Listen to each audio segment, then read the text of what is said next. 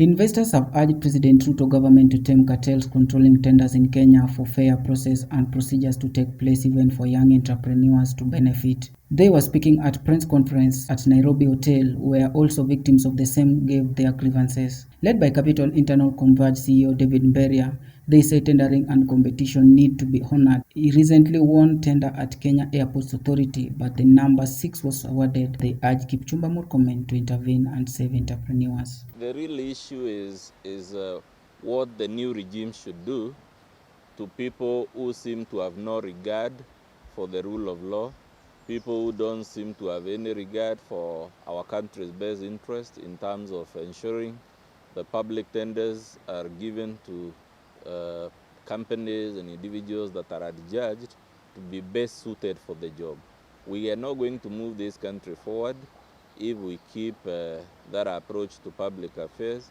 And more importantly, the real challenge, since the people who do this do it boasting that they have political cover, the real challenge for the new regime, in my view, is to demonstrate to these people, sorry, if you engage in this type of corruption, this type of abuse of office, this type of impunity, the new regime has no place for such characters. I think that the real question then is what message is sent, symbolically at least, to people who seem to believe they are untouchable, never mind which law they breach.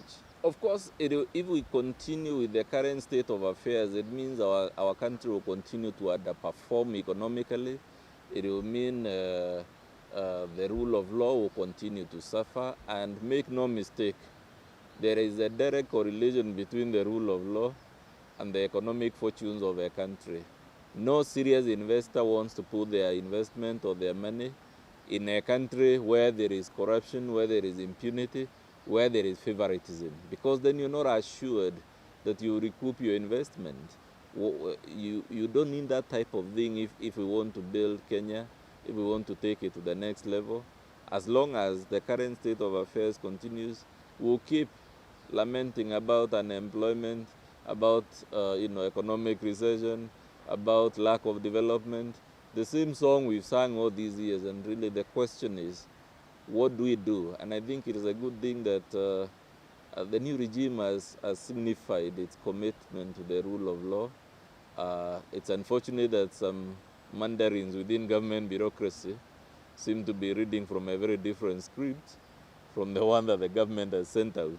The problem at hand is where you announce a competition and the loser is declared the winner. Then what's the essence of doing that competition? You announce a public tender. The whole idea of public tendering is that it's supposed to be competitive, transparent, accountable, fair, and equitable.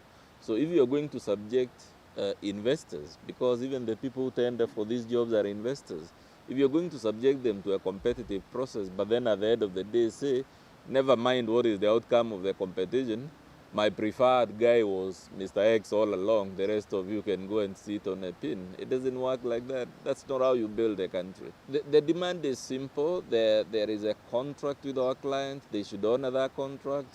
There is an obligation under that contract to give our clients a space to set up a lounge for meet and greet and assist VIPs. All we need, we are not actually asking KAA for any favor. It's just to honor a contract that they signed with our client after a rigorous, transparent, and competitive tendering process. Anything short of that, they know and they should know is illegal. They know and they should know anything short of that is impunity. And it is a slap on the rule of law. It's a very shameful endeavor for KAA to really blatantly violate public provisions, especially on tendering laws. We are calling out KAA in a very bold manner to stop that bad manners going on at Jomo Kenyatta International Airport. And trust me, if this kind of systematic abuse of law continues at the authorities level, our airport will lose its lustre on the global community of aviation. Kwa kweli ni jambo ambalo linasikitisha sana. Ni jambo ambalo tunamwomba sana rais wetu Daktari Ruto angalie kwa umakini sana. Tuna waziri wa masuala za usafiri Bwana Murkomen. Mambo ambayo yanaendelea katika KAA ni mambo ambayo sio mazuri sana. we are calling KAA out, that if they cannot continue to dispense their mandate in a fair manner, let them vacate office and leave it to Kenyans who are deserving and are willing to stick to the rule of law. We have even used our lawyer here has written to them, they has made a demand letter to them. These guys have not bothered. They are not shaken. They have not answered even the letter from the lawyer. They have not even talked to us. Even meeting them is a problem. I remember there's a day, I want to put it very clear. In the last regime, we were very frustrated. That way we were telling them very open here today that we have a very honest government.